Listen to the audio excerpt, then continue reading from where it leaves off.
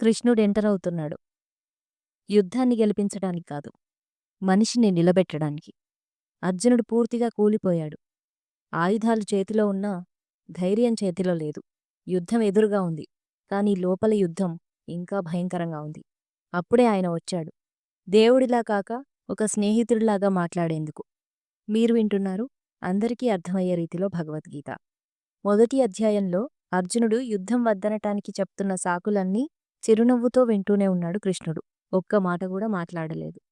మధ్యలో రథాన్ని తీసుకొచ్చి 2 సేనల మధ్య పెట్టమంటే ఏమీ మాట్లాడకుండా తీసుకొచ్చి పెట్టేశాడు. కాని ఇప్పుడు మాట్లాడాల్సిన సమయం వచ్చింది.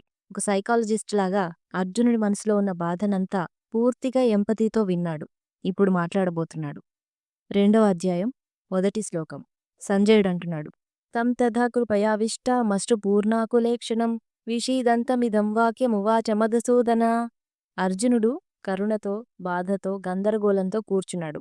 కళ్లల్లో నీళ్లు, చేతిలో శక్తి లేదు, మనసులో ఏ నిర్ణయం లేదు. కృష్ణుడు అర్జునుడి బలహీనతను చూసి ఎగతాళి చేయలేదు. ఎమోషన్ని గమనించాడు.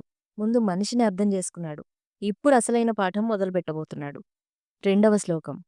శ్రీ భగవానువాచ కుతస్త్వాకశ్మలమిదం విషమే సముపస్థితం అనార్యజుష్టమస్వర్గ్యామకీర్తికరమర్జున.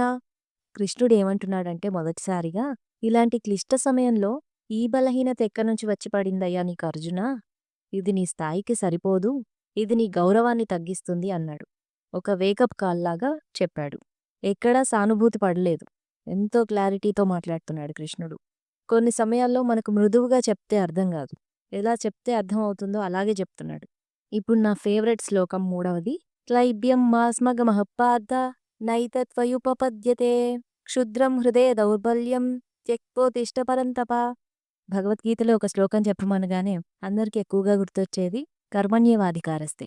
కానీ ఈ కలికాలంలో ఫలితం ఆశించకుండా పని చేయమనంటే అది అందరికీ కష్టమైపోతుంది.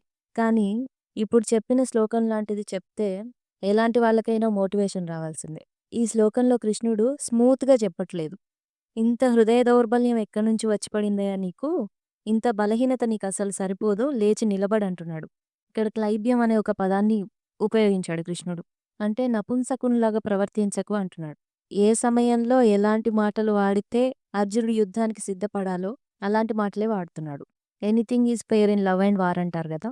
ఇది అర్జునుడికి తన శక్తిని గుర్తు చేయడానికే కరుకుగా మాట్లాడాల్సి వచ్చింది. అర్జునుడిని మార్చాలనుకోవట్లేదు, అసలు స్వరూపాన్ని గుర్తు చేస్తున్నాడు.